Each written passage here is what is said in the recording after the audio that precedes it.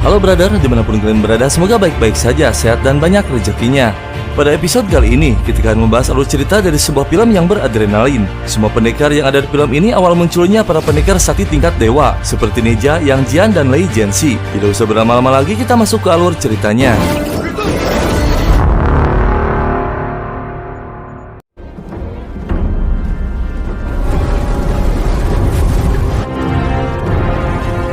Film berawal pada zaman dahulu kala ada seorang pendekar setingkat dewa yang bernama Nuwa. Sebelum meninggal, Nuwa mewariskan sebuah benda pusaka berkekuatan tinggi yang bernama Fan Shen Bang. Dia menugaskan Dewa Kunlu untuk menjaganya. Pusaka tersebut dapat menyelamatkan dunia yang hanya bisa dibuka oleh raja dari segala raja. Waktu pun berganti dari masa ke masa, hingga suatu saat ada seorang kaisar keturunan Nuwa berhasil mendirikan dinasti Shang. 800 kerajaan dari seluruh penjuru bumi mengakui bahwa Raja Shang adalah raja dari segala raja. Namun setelah 500 masa pemerintahan dinasti Shang, ada satu kerajaan yang menentang, yaitu kerajaan Xizhou yang dipimpin oleh Raja Su. Kaisar dinasti Shang menugaskan putra keduanya sekaligus jenderal terbaiknya untuk memimpin pasukan besar. Dia bernama Yin Su. Namun setelah dirasa negosiasi tak membuahkan hasil, Yin Su mengerahkan pasukannya dengan brutal.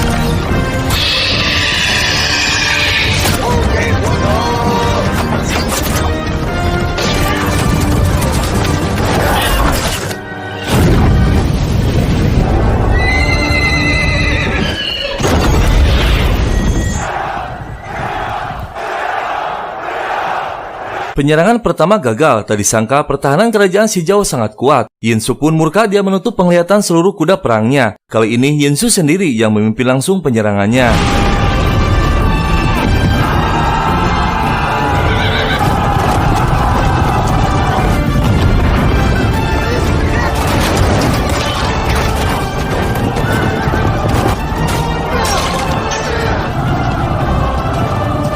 Setelah berhasil menundukkan dan menguasai kerajaan Xizhou, para petinggi pasukan memburu keluarga Raja Su hingga ke wilayah makam Xuan Yuan. Yin Su pun bertarung dengan Raja Su.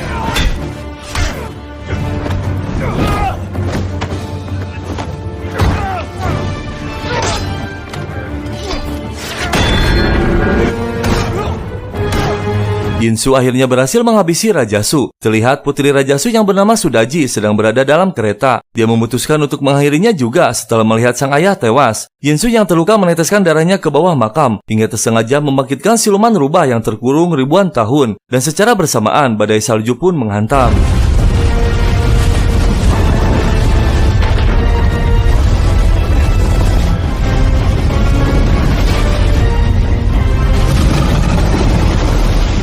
Suasana seketika menjadi hening setelah badai salju melanda. Dengan mengejutkan, putri Sudaji yang telah tewas tiba-tiba bangkit. Ternyata tubuhnya dirasuki siluman rubah yang tersengaja dibangkitkan oleh Yin Su. Tak lama para prajurit pun perlahan menghampirinya. Yinji, putra Yin Su, memerintahkan Jipa, putra Adipati Barat, untuk menghabisi Sudaji. Namun Jipa tak tega melakukannya. Dan saat Yinji akan menghabisinya, muncul Yin Su.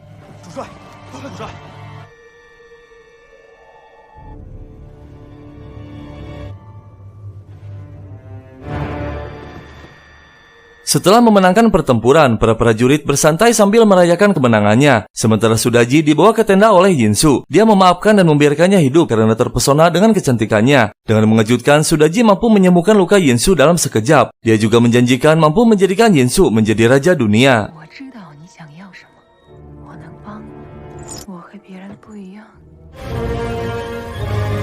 Setelah menempuh perjalanan yang panjang, akhirnya mereka tiba di kerajaan dinasti Shang. Seluruh rakyat pun menyambutnya dengan meriah. Yin Su menghadap kaisar dengan menyerahkan bukti jasad Raja Su. Terlihat Kaisar Yi yang sudah sangat tua merasa gembira dengan kemenangan putra keduanya. Yin Su juga memperlihatkan Sudaji kepada kakaknya yang sudah dinobatkan menjadi putra mahkota penerus tahta kerajaan.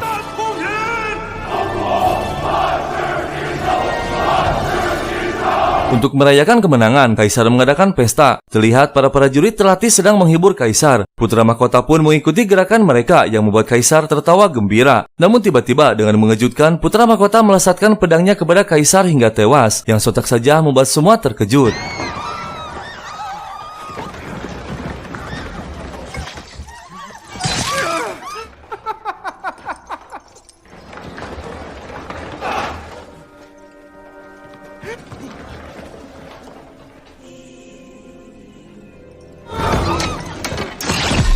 Jipa tak sengaja membuat putra mahkota tewas saat akan menghabisi Yinsu. Jipa terkejut karena menghabisi putra mahkota akan dihukum sangat berat beserta keluarganya. Yinji pun memohon ampunan kepada ayahnya untuk tidak menghukum Jipa. Tak disangka Yinsu memaafkan Jipa. Setelah Kaisar dan putra mahkota tewas, hanya Yinsu penerusnya. Dia pun menobatkan dirinya menjadi Kaisar dinasti Shang.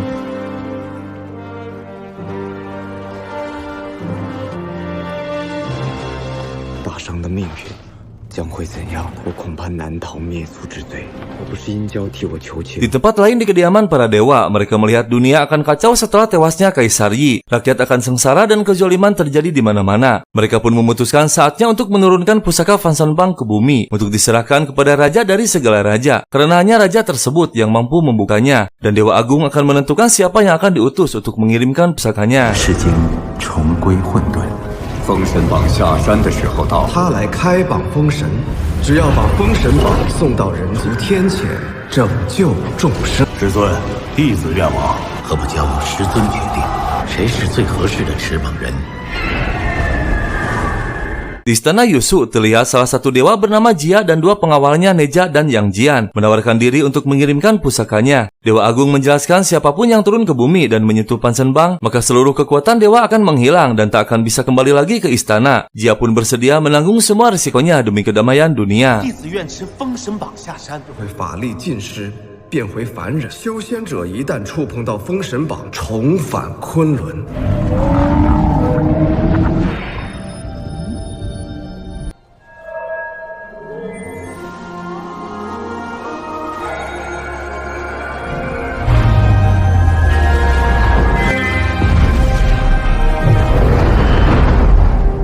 Yinsu yang kini menjadi kaisar mengumumkan kepada dunia, kini dinasti Shang akan dipimpin olehnya dan keturunannya. Yinsu pun menyuruh pamannya yang bernama Bigan untuk meramalkan masa depan kepemimpinannya. Namun dengan mengejutkan, ramalannya buruk hingga langit pun seketika menjadi gelap.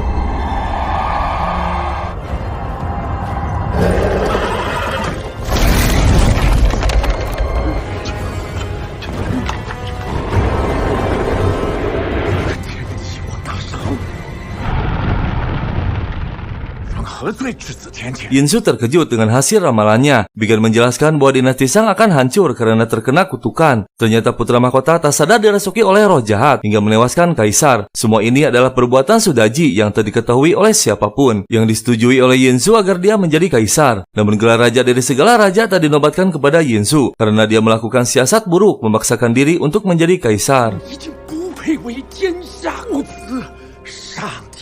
阿太重招至天前，本王献100人生，也无济于事。 Bigan menjelaskan hanya ada satu cara untuk menyelamatkan dinasti Shang, yaitu Yinsu harus mengorbankan dirinya. Yang sontak saja membuat Yinji marah. Dia memohon kepada ayahnya untuk menyerahkan tahtanya agar dia saja yang dikorbankan. Namun dengan mengejutkan, Yinsu bersumpah akan mengorbankan dirinya demi dinasti Shang. Dengan seketika, langit pun menjadi cerah kembali. 为大商请命。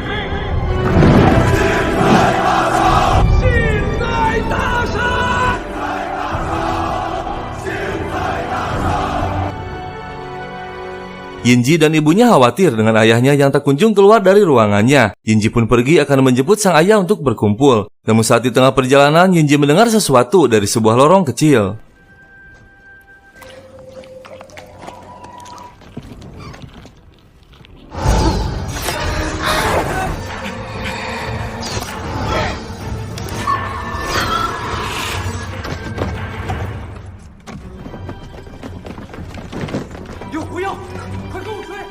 Yinji dan Jipa mengejar siluman rubah putih hingga memasuki pelataran kaisar. Tak lama, Yinji melihat rubah tersebut memasuki kediaman kaisar. Mereka pun dengan segera mengejarnya karena ditakutkan akan membahayakan kaisar. Namun setelah memasuki ruangannya, Yinji terkejut melihat Sudaji berada di samping ayahnya. 孩儿是在追之湖，人半夜带剑闯入，他怎么会在这儿？出去！谢大王。 Di tempat lain di wilayah Yiki, terlihat Adipati Barat bernama Jicang, ayah dari Jipa, sedang dirundung kesedihan karena hasil pertaniannya gagal panen yang disebabkan oleh kutukan yang menimpa kerajaan Sang. Wilayah Yiki dan wilayah lainnya terkena imbasnya.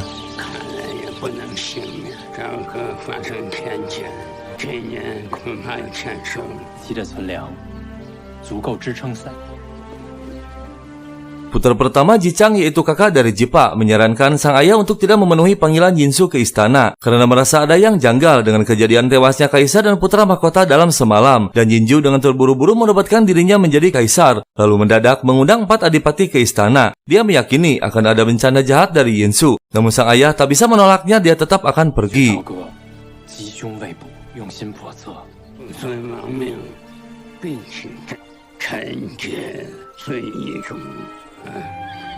去看看金福来，有你这么高呀，你就是西岐之主呀，善灵西岐，无论发生什么，手中有责。我见早日归来。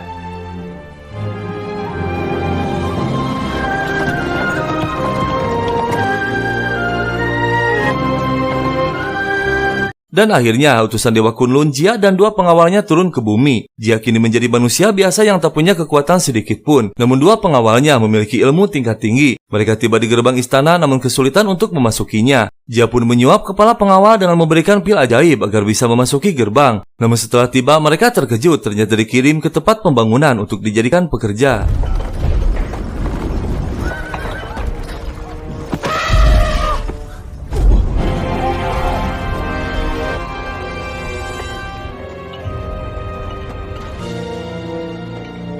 Dan ternyata mereka bertiga dijual oleh orang tadi untuk dijadikan pekerja paksa. Mereka dirantai kayu oleh petugas. Namun saat petugas akan menyakiti Jia, tiba-tiba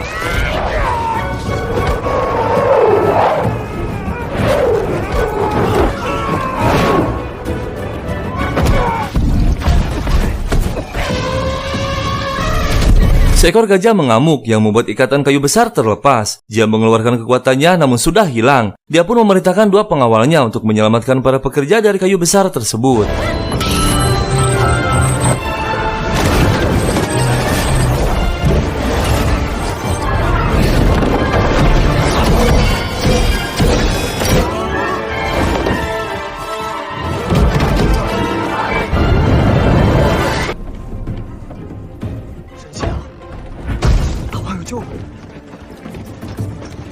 Di istana kerajaan, Yinsu kedatangan seorang pendekar berilmu tinggi bernama Gongbao dari Pulau Penyu Emas. Kedatangannya untuk menunjukkan kesaktian kepada kaisar.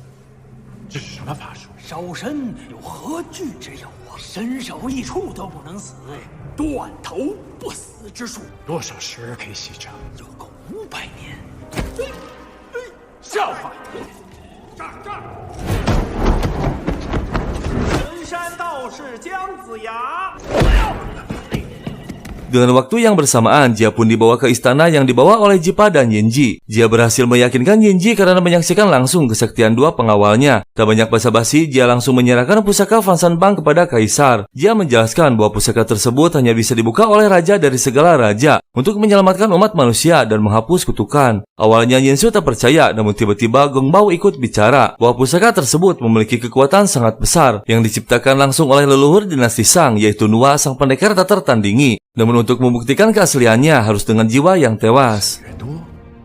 封神榜的法自然是妖孽。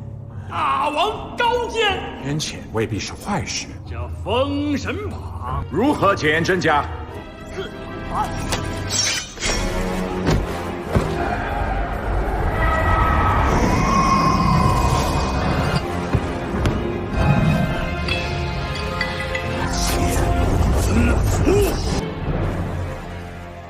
您看仔细，我这就演示给您，榜还是配合仙家之步。 Dia terkejut dengan yang dilakukan Yinsu yang meremehkan nyawa seseorang. Curiga dia bukan raja dari segala raja. Jika pusaka tersebut berada di tangan yang salah, akan bahaya disalahgunakan kekuatannya. Dia pun membuat siasat untuk kabur, membawa kembali pusakanya.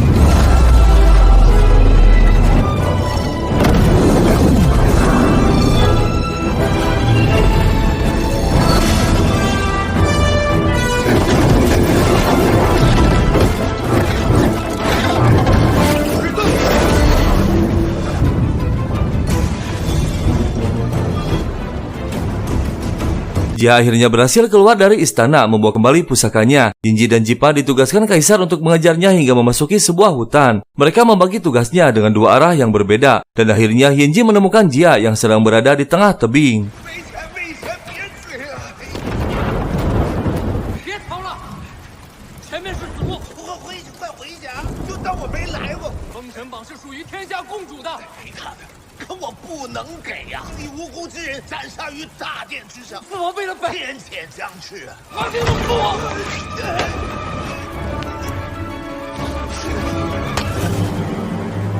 Dengan tepat waktu, Jipa menyelamatkan Yinji. Jipa menyarankan untuk menyerahkan pusakanya karena kaisar tak akan berhenti mengejarnya. Dia menjelaskan bahwa Yinsu bukan raja dari segala raja. Jika pusaka diserahkan, maka dunia akan semakin kacau dan menderita. Sontak saja membuat Jipa marah, karena yang dia tahu Yinsu adalah seorang pahlawan yang rela mengorbankan dirinya demi keselamatan manusia. Tak lama, Yinji pun sadar dari pingsannya. Dia juga berpikiran yang sama dengan Jipa bahwa ayahnya adalah seorang pahlawan. Saat akan menyakiti Jia, dua pengawalnya muncul.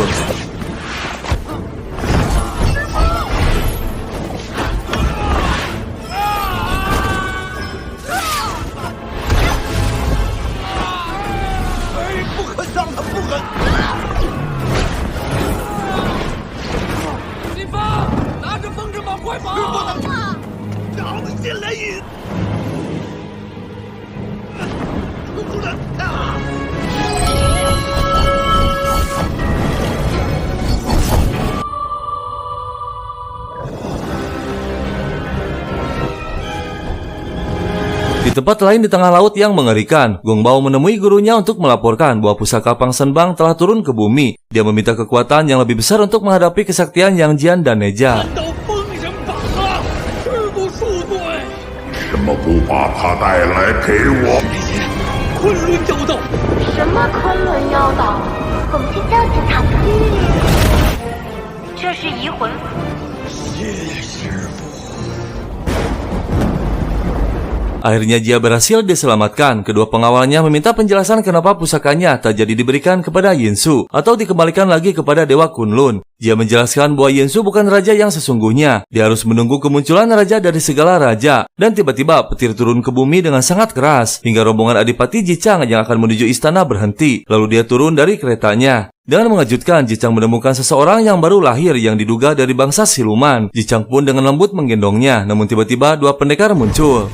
老人家，现在就除了他！你怀里这个东西可能是个妖孽，免得以后变成祸害。他是谁？ Jichang menjelaskan siapapun yang dilahirkan akan menjadi seseorang sesuai dengan didikannya. Meskipun bangsa siluman jika dididik dengan baik, maka akan menjadi baik. Pemikiran Jichang pun dibenarkan oleh Jia. Jia menyarankan agar dikirim ke Kunlun dibesarkan oleh Dewa Agung. Jichang pun menyetujuinya. Namun sebelum dibawa pergi, Jichang memberinya nama Lei Jianxi. 先去机场，由我师父元水把他送到昆仑山，能摆在门下。那就请西伯侯给孩子取个名，来阵子吧。来，今日此类天谴异象。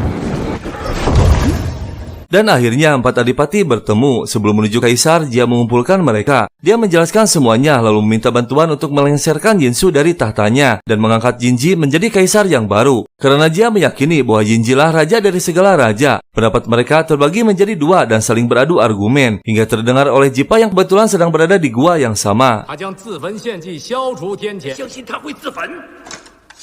自然应该由殷家解决。本分正当。 西伯侯精通八卦，事关重大，岂能信口？天下共主，天下你向四方蔓延，让王之天下。 Saat mereka masih berselisih pendapat, tiba-tiba Jichang yang memiliki kesaktian meramal mengungkap bahwa Yinsu sedang menipu semua orang. Tewasnya kaisar dan putra mahkota adalah ulahnya. Dia juga berbohong tentang sumpah yang akan mengorbankan dirinya. Jipa yang mendengar pernyataan tersebut muncul dan marah melindungi nama baik kaisar. Namun dengan mengejutkan, Jichang mengenali bahwa Jipa adalah putranya yang selama 8 tahun tak bertemu. 竟敢在这儿聚众谋反！这是我儿子姬发呀！万万不可！无限大宝。 居心何在？一个都别想走！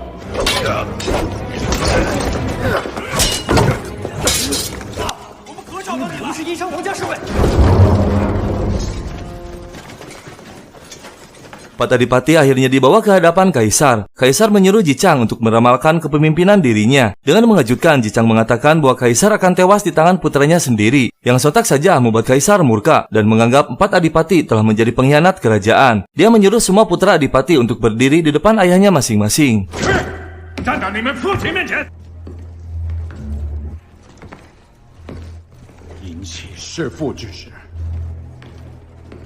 Kaisar yang kejam menurunkan perintah untuk menghabisi ayahnya masing-masing. Sebagai imbalannya akan menggantikan posisi ayahnya menjadi adipati. Jika tidak menuruti perintah, maka seluruh keluarga adipati akan dimusnahkan. Yang sontak saja membuat empat jenderal bergetar hebat.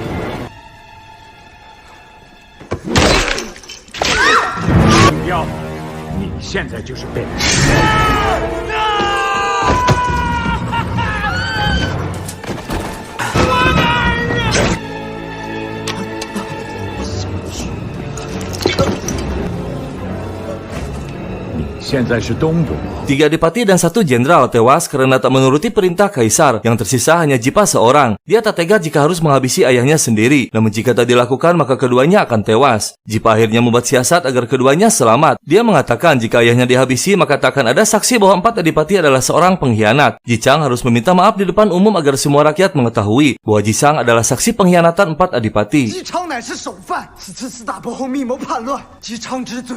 掩盖了罪恶，使天下人不明真相。杀了他，必须让他公开谢罪呀！来人，把姬昌押入地牢。 Jipa akhirnya berhasil meyakinkan kaisar hingga ayahnya tak jadi tewas. Dia menemui ayahnya yang sedang dikurung di bawah tanah. Jipa memaksa sang ayah untuk mengumumkan di depan umum bahwa dirinya seorang pengkhianat. Jika dilakukan, maka kaisar akan memaafkan dan memulangkannya ke Shiki. Namun pendirian Jichang yang teguh menolak keras, tak mau memfitnah diri sendiri dan ketiga adipati. 为何不肯认错？只要您肯认错，就放您回西岐。大鹏答应过我，您捏造卦象，煽动叛乱。我错了，这样的恶人身边，孩子。 你是谁的儿子不太重要。 Sang ratu meminta keadilan kepada suaminya karena kakaknya yang menjadi salah satu adipati telah tewas. Padahal empat adipati adalah orang-orang yang paling setia kepada kerajaan. Ratu murka kepada gadis yang sedang bersama kaisar karena semua kekacauan ini muncul semenjak kehadiran dirinya di istana. Sang ratu yang tak kuat menahan emosi akan menghabisi Sudaji. Namun dengan mengejutkan, sang ratulah yang tewas. Yingji yang mendengar kematian ibunya murka mengejar Sudaji. Namun saat akan dihabisi tiba-tiba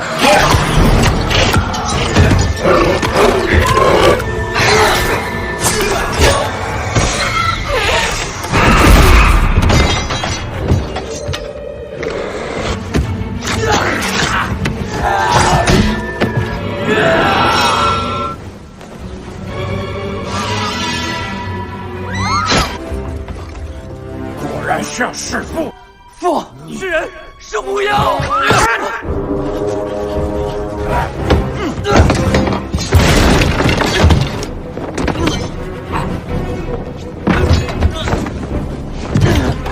Yinji melarikan diri setelah kemunculan kaisar. Dia dikejar oleh seluruh prajurit istana. Namun yang berhasil mengejarnya pertama hanya Jipa seorang. Jipa yang sudah menjadi sahabatnya sejak kecil menyelamatkan Yinji untuk lari melalui gorong-gorong. Jipa menyarankan untuk bersembunyi di kediaman Bigan pamannya yang menjadi pendeta agung di sebuah kuil. Tak lama para jenderal dan prajurit pun muncul.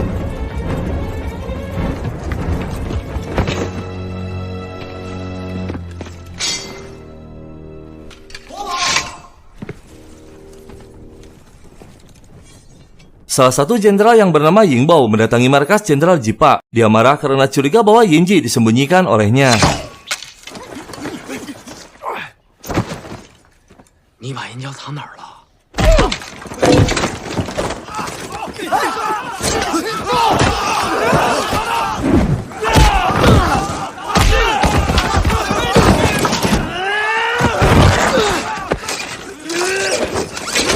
哥哥， Dengan waktu yang tepat, kakaknya Jipa yang bernama Jiko muncul. Dia mendatangi kerajaan karena mendengar info bahwa ayahnya dituduh menjadi pengkhianat. Dengan mengejutkan, dia mengatakan akan menyelamatkan sang ayah. 够不够救父亲呢？门外的几辆马车上装满了奇珍异宝，再多珍宝也没有。我已经劝过父亲了，违心之事，不用担心，我正在想办法呢。只怕等不起了。父亲年迈体弱。 Jiko menemui Kaisar untuk memohon agar memaafkan ayahnya. Kaisar sangat menghormati Jiko karena kesaktian dan keberaniannya. Namun keputusan Kaisar tak bisa diubah, Jichang tetap akan dihukum. Jiko pun menantang Kaisar untuk menghentikannya jika mampu. 请大王垂怜，放他回西岐，恐不堪牢狱之苦。我父亲年迈体弱，听凭大王处，我愿意替父认罪。父亲犯的可是死罪，我可以替他去死。 Si kakek tua Jia mendatangi kerajaan dengan sembunyi-sembunyi. Tiba-tiba Jipa muncul menyerang. Jia menjelaskan kedatangannya ingin menemui Yinji. Jia pun diikat dan dibawa ke hadapan Yinji. Jia mengatakan bahwa raja dari segala raja adalah Yinji, bukan ayahnya. Namun Yinji dan Jipa masih percaya kepada Kaisar bahwa semua yang dilakukannya benar dan dialah raja dari segala raja. Hanya saja dia dihasut oleh siluman rubah. 他才是要打开封神榜拯救天下的人。父王只是天下共主，王只是被狐妖魅惑了。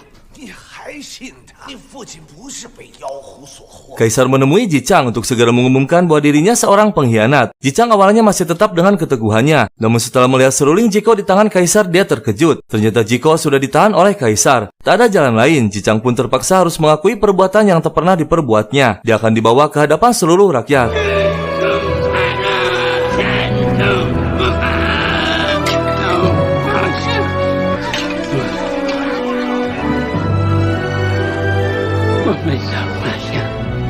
Kaisar mendatangi kuil leluhurnya yang dikelola oleh saudaranya yaitu Bigan. Kedatangannya untuk meminta restu menikahi Sudaji. Kaisar tak mengetahui bahwa putranya berada di sana. Bigan sudah merencanakan sebelumnya bersama Jipa dan Yinji akan membongkar kebenaran di depan Kaisar bahwa Sudaji adalah siluman rubah. 饮酒，王叔，凭什么说他是狐妖？这孽子！ Kaisar pun terkejut melihat putranya berada di sana. Kaisar juga tak percaya apa yang dikatakan saudaranya bahwa Sudaji adalah siluman rubah. Mereka berdua pun menyepakati perjanjian. Jika terbukti Sudaji siluman, maka harus dihukum mati. Yinji harus dimaafkan dan 4 adipati harus dinyatakan tak bersalah. Namun jika tak terbukti, lakukan apapun yang ingin Kaisar lakukan. Bigan rela akan mengorbankan jantung ajaibnya untuk membuktikan kebenaran tersebut. 4大伯侯昭雪恩交无罪，能做到。该。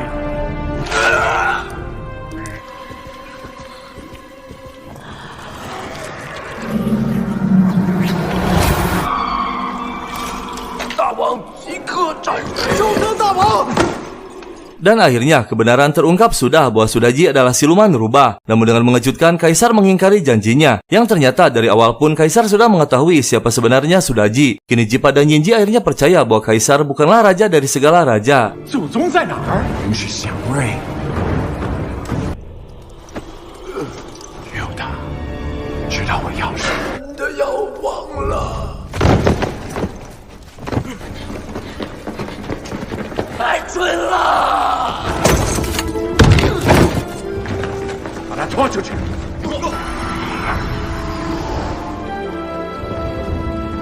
Kaisar murka dan akan menghukum mati putranya. Dia juga memerintahkan Jipa untuk menghabisi ayahnya sendiri. Jika berhasil melakukannya, akan diangkat menjadi putra mahkota penerus dinasti Shang. 你去杀了姬昌，给你最后一次机会。你就是我的亲生儿子，不要再让我失望。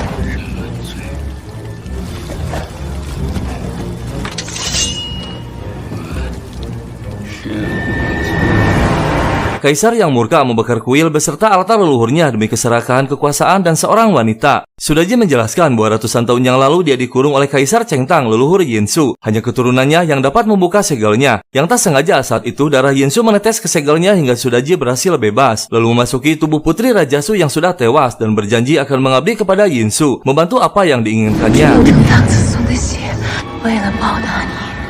让你得到了最想要的，帮你做了最想做的。 Keesokan harinya, Jipa membawa jasad ayahnya yang membuat semua orang terkejut melihatnya. Dan terlihat Yinji akan dihukum di depan semua prajurit dan rakyatnya. Namun saat akan dieksekusi, tiba-tiba...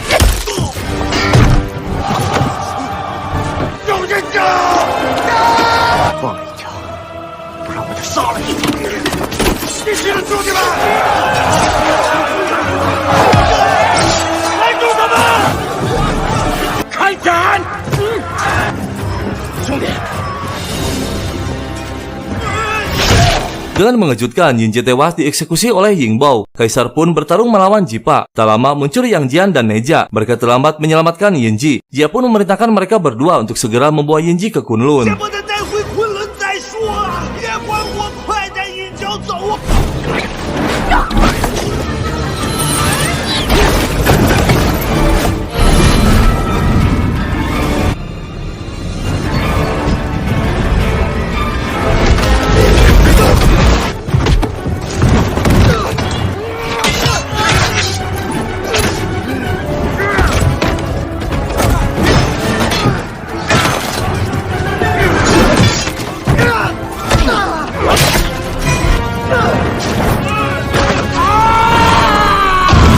Dan akhirnya Kaisar berhasil dihabisi oleh Jipa. Ying Bao yang melihatnya memanfaatkan kesempatan bahwa kini dinasti Shang dipimpin olehnya. Jipa dan pasukannya pun melarikan diri membawa Jia keluar dari istana.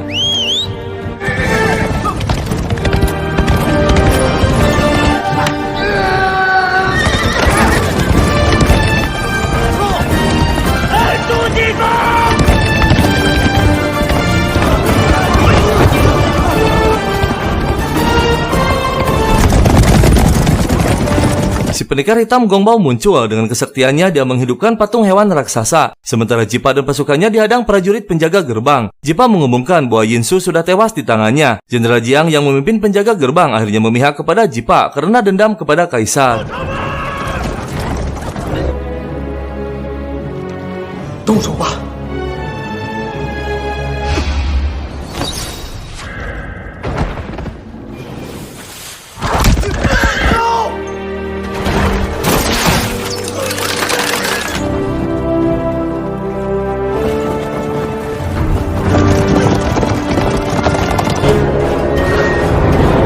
Akhirnya Jipa dan pasukannya berhasil keluar gerbang istana. Pasukan Jenderal Jiang kini berhadapan dengan pasukan Jenderal Ying Bao. Namun tak lama, tiba-tiba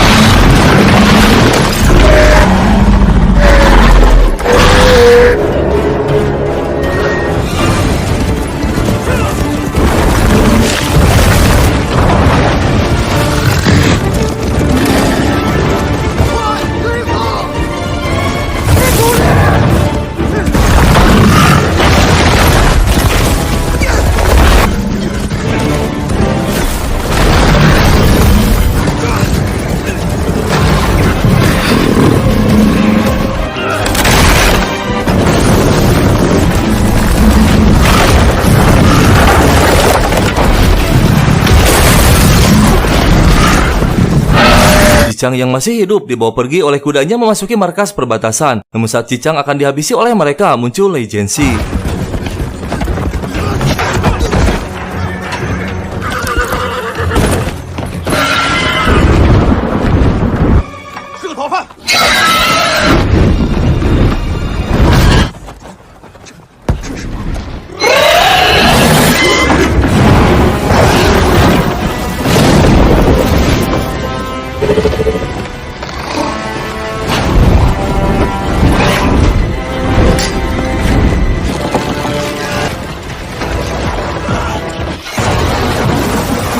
Dia dikejar oleh hewan raksasa yang dikendalikan oleh Ying Bao hingga berakhir di ujung tebing. Gong Bao mengejar Jia ditugaskan gurunya untuk mendapatkan pusaka Fang Shen Bang. Gong Bao yang mengendalikan makhluk raksasa dari kejauhan gembira melihat hidup Jia akan berakhir. Namun setelah duduk kuingnya dibuang, Gong Bao terkejut ternyata yang dihadapannya adalah Jipa.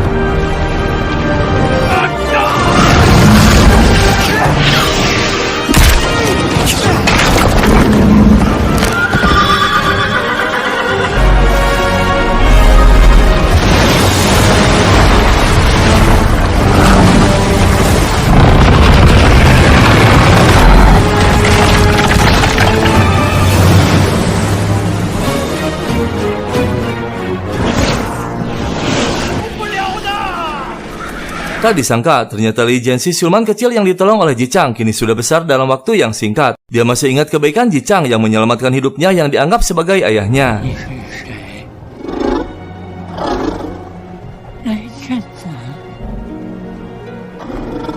孩子，我们回家。 Jipa dan kuda kesayangannya berhasil selamat dari kebrutalan Gongbao. Jipa yang terluka parah dibawa kudanya menuju wilayah Shiki, kediaman ayahnya. Sementara sang ayah sudah selamat berada di istananya.